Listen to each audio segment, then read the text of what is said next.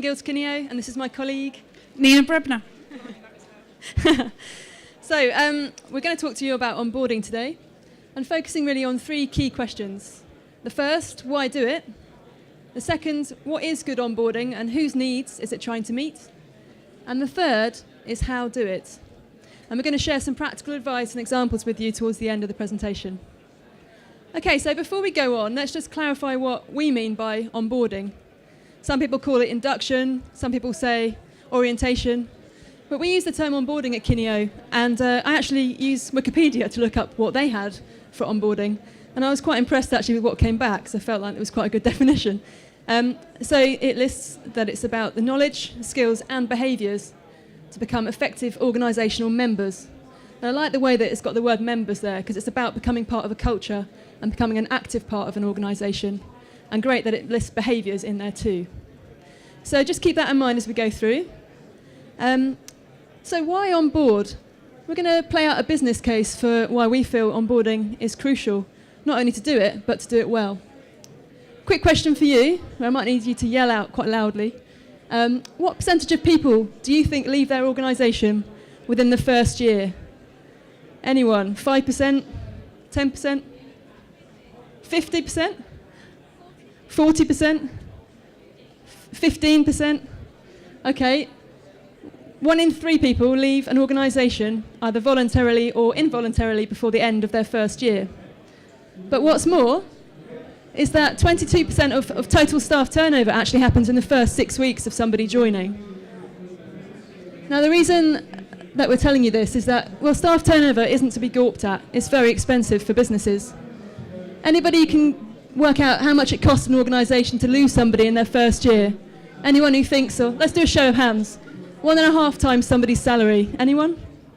2 times somebody's salary? 2 people? 3 times?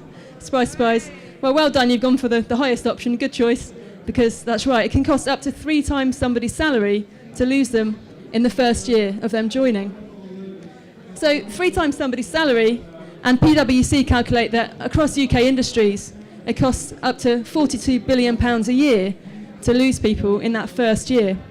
Now, you might be sitting there thinking, well, yeah, we have a bit of a problem with retention in our organisation, or you might not, and maybe you're doing something right. Now, onboarding can make a huge difference to retention. Those who do onboarding really, really well, above average onboarding, can retain 91% of their staff. Whereas those with kind of below average programs retain about 30% of their staff. But what's more is those that do it really, really well, they hit their performance targets much quicker than anyone else.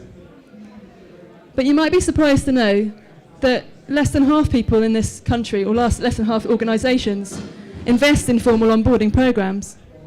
And about 50% of those last only a month.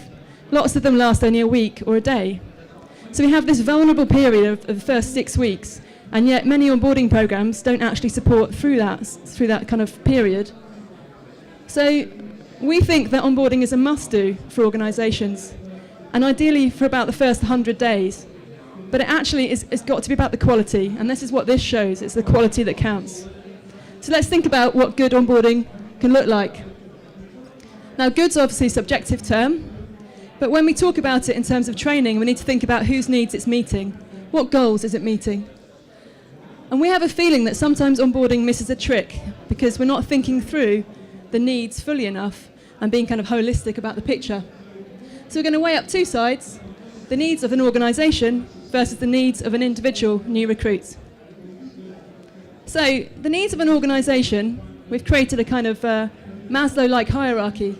And at the bottom here, the core needs as we see it are twofold. You've hired somebody to do a job, and you need to get them to do that job quickly. You need to get to competence.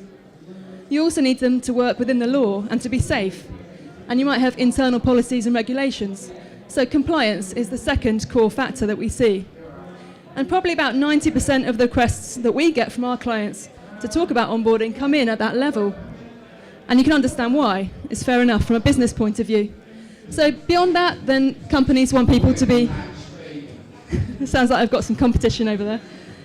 They also need people to be working towards common goals. I'm not going to sing, sorry. need to work towards a strategy and culture of an organisation, have a sense of belonging and build relationships. And of course, they want people to grow and have personal development within the organisation. But at the foremost, it's those bottom two that we see the most. So flip over to the new starters perspective. And what do we think they might say at the end of the first day in a new job? What do you think, Nina? Have a click. So are they really going to say, hey, I'm really compliant.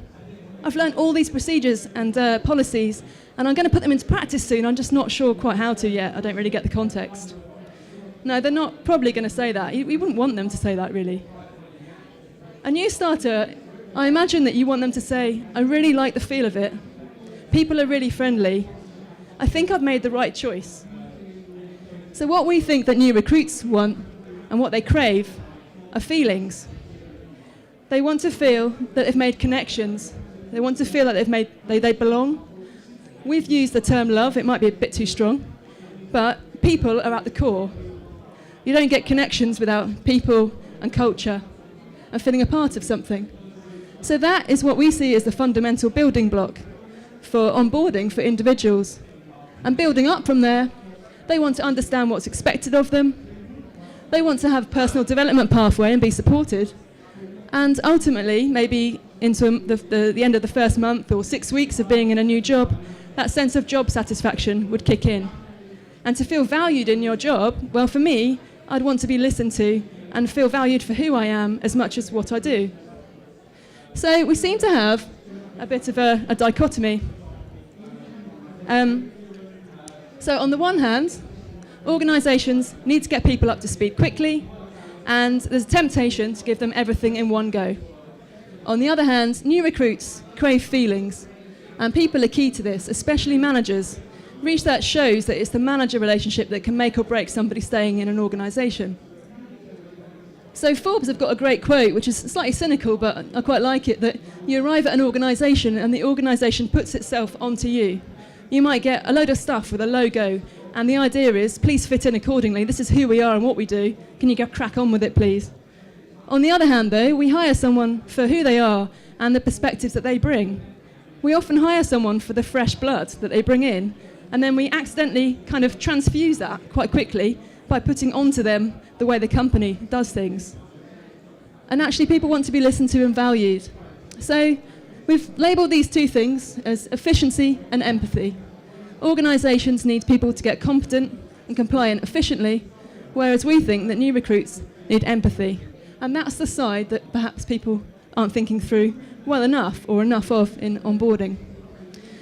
The good thing is we think that both sides can be met, and we've put together an efficiency, empathy framework that we use when we talk to our clients, when we talk about creating blends for onboarding, and we hope will be useful for you too. So empathy is about personalisation of training and making sure it fits to that audience, whereas efficiency is really about cost per head. So bottom right-hand side, high empathy but low efficiency learning strategies for onboarding might include something like coaching and mentoring. It's one-on-one. Huge empathy, job shadowing, you get to ask questions, it gets to be very personable, you get to have an experience, but it's obviously low efficiency. Looking at the top right, if we were to still stay high empathy, but go a bit more efficient, then you can have things like a new starter mobile app, or perhaps use forums and social media. You still get people to use things in the way they want to use it, have their own experience, have conversations, but you're using technology to support it. Top left, this is an area where you often see coming into place in onboarding programs.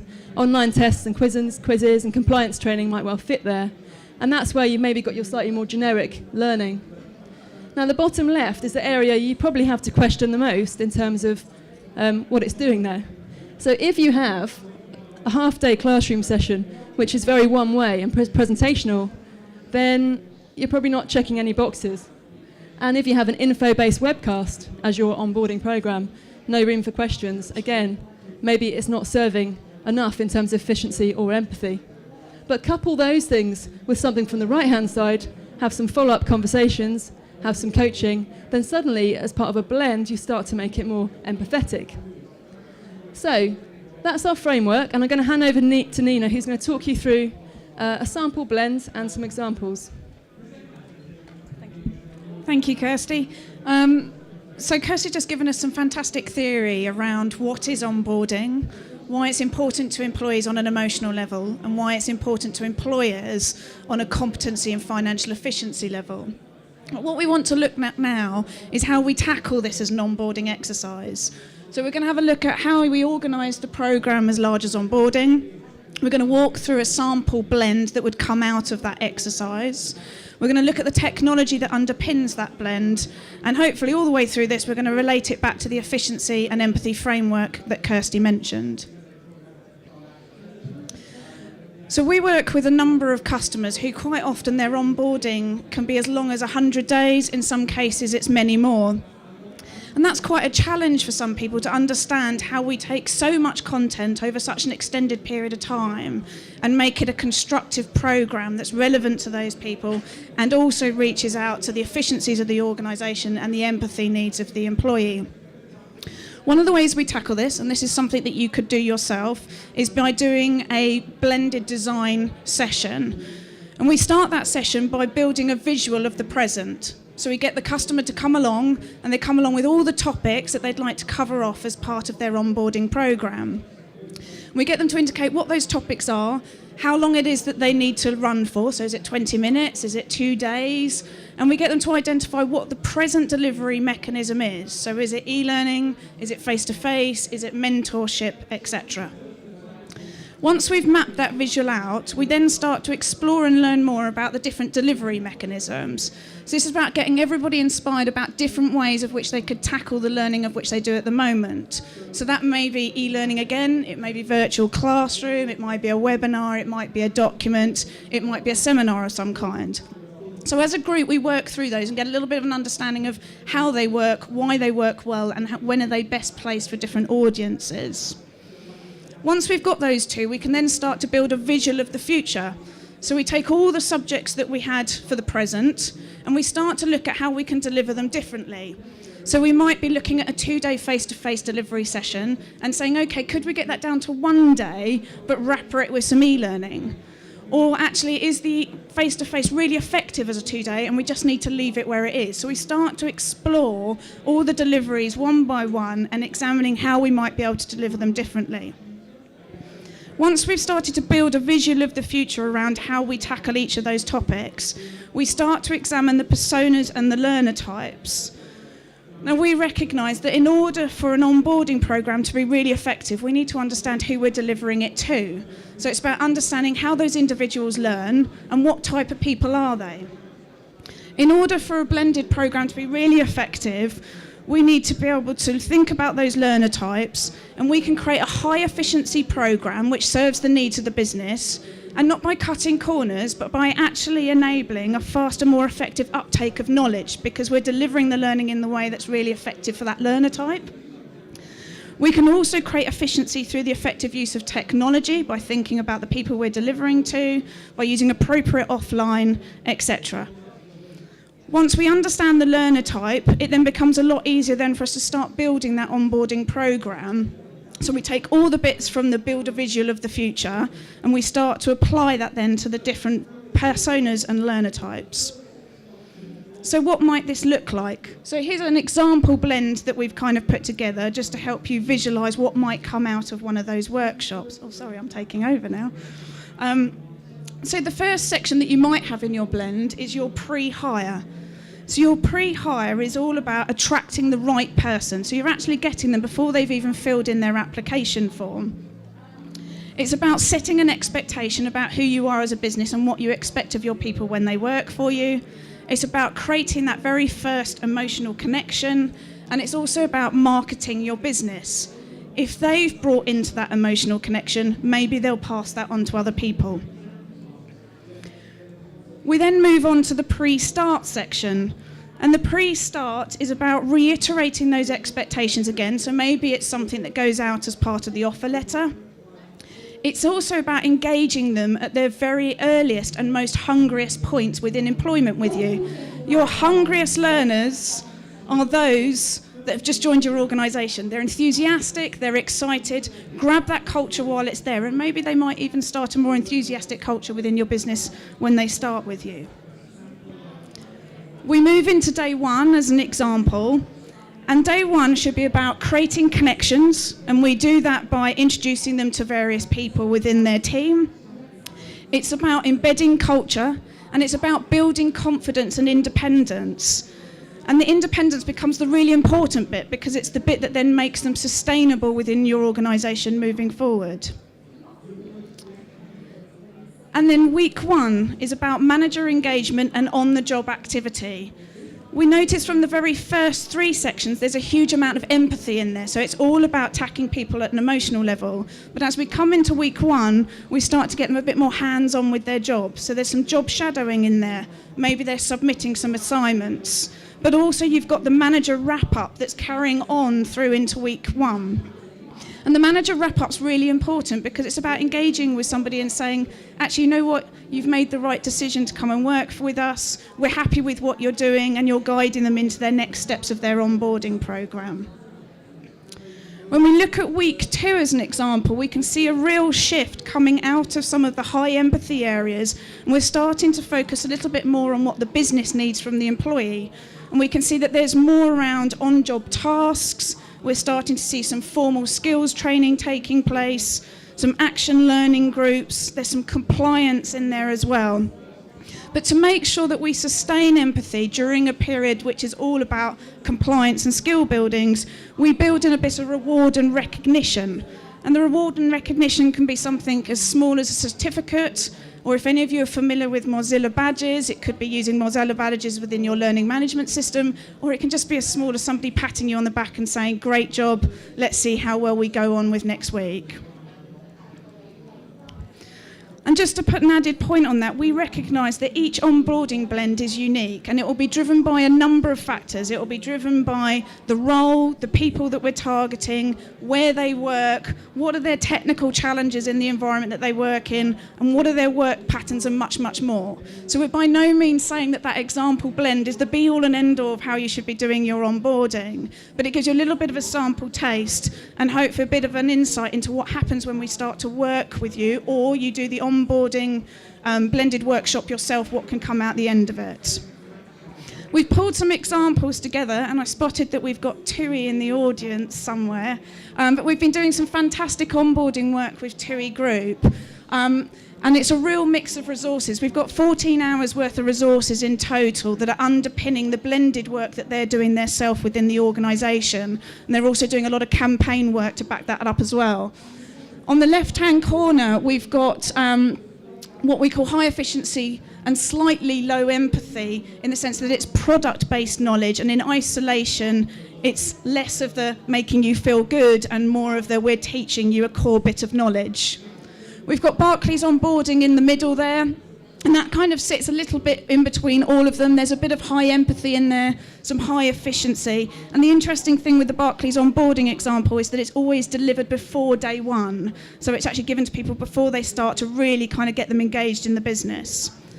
One of the examples I want to show you is the one in the top right-hand corner, which is the TUI induction piece. When we talk about high empathy, high efficiency, it's actually sometimes quite challenging to take a standalone module in itself without a blend around it and apply high empathy to it. And we've been able to achieve this module by making it a personalised journey. And we've done that through the use of the avatar. So you can come in here and you can use the randomizer, or you can design your own avatar. And then as you come into the module, that avatar will then follow you through your journey. So I'll just take you into the first page. So here's our avatar, and our avatar is going to take us through a journey of learning all about TUI Group and what TUI Group expects of you and what you can expect of them. So I'll just run you down to the bottom so that you can see it. The very last example that we wanted to walk you through was the City and Guilds Food and Drink. And one of the reasons we've left this to last is actually because it encompasses all aspects of the empathy efficiency framework. It's an all-encompassing portal, it's got a very long journey within it, and it's got a real mixture of resources. We were commissioned by City and Guilds to develop this as an onboarding into the food and drink industry prior to them purchasing us. And we start off with a portal. And on the front page, we've got knowledge sharing and repository, and that touches on your high efficiency and high empathy, where you can share what you're doing with other people. We've got digitalised stories and day-in-a-life anecdotes. And here's an example of the page where you can see that. So you can get stories from professionals and people from within the industry, and then there's a little bit in there about how you can be your best, and if you want to become a boss, what does it take to be a boss?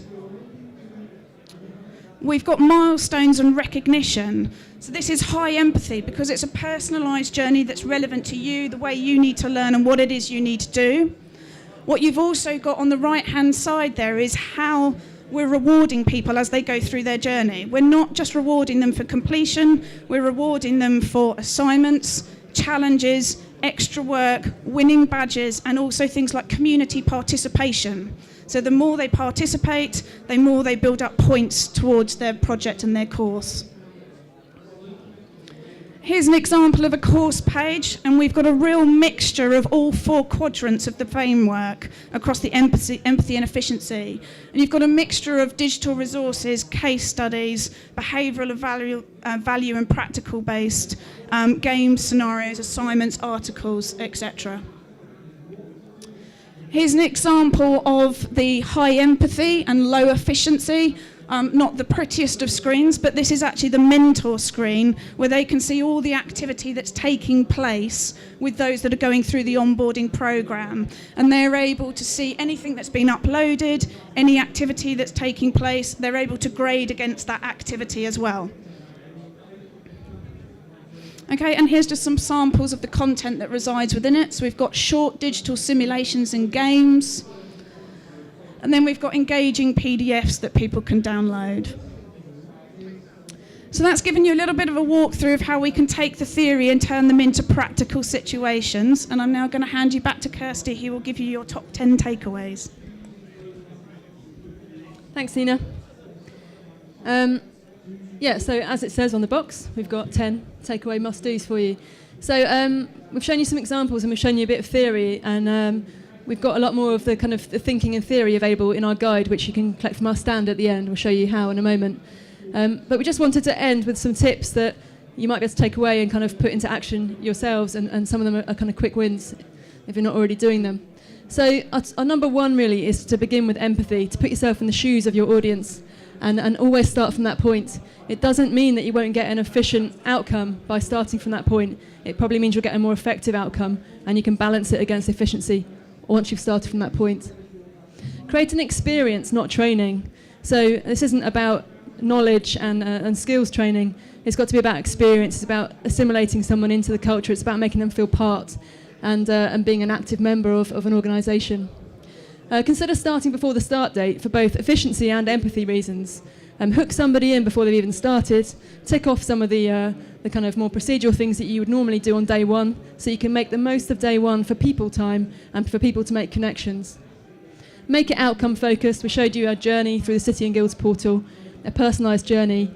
Make sure someone's clear on the goals and what they need to do and how they're going to show that they're working through their onboarding. Put people at its heart. Can't emphasise that one enough. And with number 6 there, make a difference with managers. And managers are absolutely key to onboarding success. Gather feedback. We really recommend trying to make onboarding a 2-way experience for a couple of reasons. One is that you've got a kind of small window where you get people's fresh perspectives on how you do things in your organisation before they kind of get a little bit indoctrinated. So make sure you tap into that and ask them questions about your organisation, about your processes, have they got any insights, but also make sure that they are on board with their onboarding, make sure that they're actually invested in it and that they are a part of it. So have they got a say in how it's happening? Have they got any thoughts on how it's working for them? Don't wait until after 6 weeks to say, how was that? It's a bit too late. Build habits. So if you have a desire to build a certain habit around communication, for example, you want to try and avoid email communication and promote face-to-face, then try and do that through your onboarding. So if you're setting activities, you can kind of subtly build habits through what you give to people. So try and think about the behaviours and habits you want to build as part of the cultural aspect of your onboarding. Think big and think beyond someone's role. So don't lock them away, but have them enabled to think about the big picture, allow them to go and visit other departments, do job shadowing, make sure they can make the connections.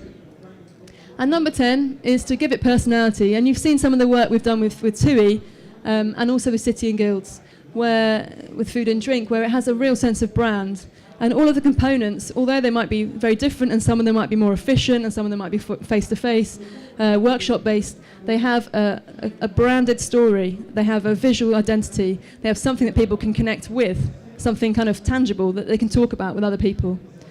So whether you lead with a campaign or just kick off with your onboarding, make sure it has a brand to it. And we don't just mean your company logo. It needs to have its own ident. So there's some 10 tips from us. And I've got the clicker, I just realised, in my hand. So if you want to come and get our new onboarding guide, it's available at our stand, and there's a little bit more behind the thinking that we've shared today. So we're at stand number 28. But I think we've got a couple of minutes. If anyone's got any questions, then we'll open up to you guys. So thank you. Anybody got any questions? Hello. How do you keep the content up to date if your business is changing? How do you keep the content up to date if your business is changing? So, sorry, you had more to add? I walked off. Really? Is that happening?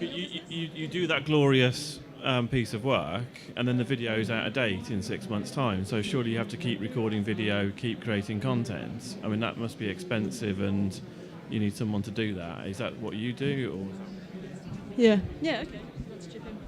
I think it's a really valid point, and it's something that we would work with you at the very beginning to identify what's potentially your most volatile content. And actually there are some subjects that you instinctively know are going to be more volatile than others. And there are also some things that you can mitigate against as well. So for instance, it is great to have your CEO at the beginning of your induction, but if he leaves 6 months later, then it becomes quite costly, the fact you've got to go back and take him back out. And so it's actually quite good to try and separate out things into very small chunks. If we look at the food and drink as an example, that would be very much, some of that content would be quite volatile because it's legislation driven.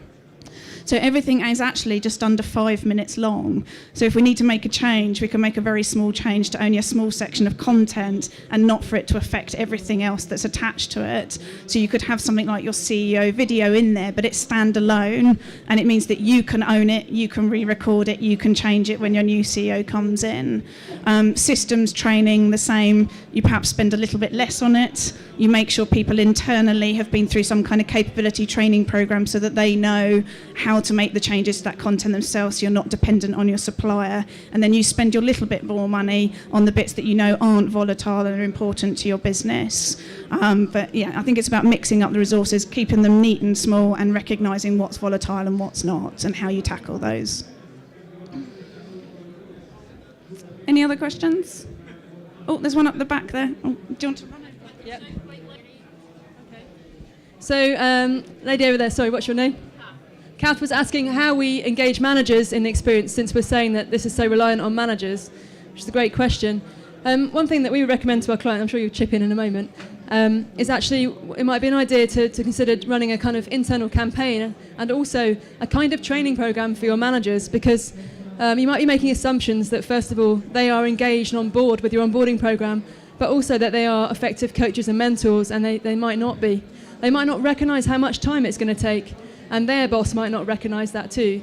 So actually one thing that we look at as part of looking at the blend design is the big picture, and often we start with leadership and management and then look at what actually the new starters need themselves.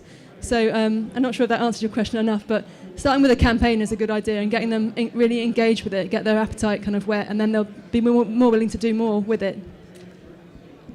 I think there's also something about giving them a voice as well. So I think there's a real sense of importance of the fact that you're not just dumping a program on them. So it's about reaching out to them and saying, you know what, we recognise changes need to be made, but actually we're relying on you to make those changes. Let's hear what your challenges are locally. Let's see how we address those within the program, and then how do we get you on board to then deliver the bits that we can't manage for you centrally. So I think they need to feel like they've been a part of that decision-making process if you really want them engaged. Are there any other questions? Thank you. How long did it take from initial engagement with the client to end product for TUI, for example? As they'll know, they're still going. The TUI engagement is going to run for we'll be running probably 18 months from start to finish, and that's doing around about 15 hours worth of content, and we did the design workshop up front as well. For some slightly larger ones where we've been more involved with the consultancy of getting to the point of understanding the content and what goes into those content, it really depends on the volume of what we're needing to develop. But you could have an upfront engagement piece that's maybe anything from a week to a month of consultancy, a couple of days a week probably during that period, of which we're supporting you getting everything collectively together. And then the development of content for every hour of learning, you're looking at probably anything from 8 to 12 weeks worth of development for every 1 hour. That's not to say that every tutorial will be an hour long. They could be a minute long, 2 minutes. But yes, in the instance of the TUI guys, it will take us 18 months from start to finish. And also the variables in that isn't just about how quickly we do consultancy or how quickly we develop. It's also how quickly you can churn it out at your end. And if I was to be so cruel to make them come up, which I won't, then I think they would probably agree that actually the biggest challenge was that we were pushing stuff towards them too quickly, and having the people at their end to be able to review that, feedback on it and work through it. So just as much as the length is about what's possible at your end as what's possible at ours. Any other questions? Okay, well, thank you very much for your time, guys. And if you want to talk more or see some of the examples that we didn't demo, then please come and grab us at the stand. Okay.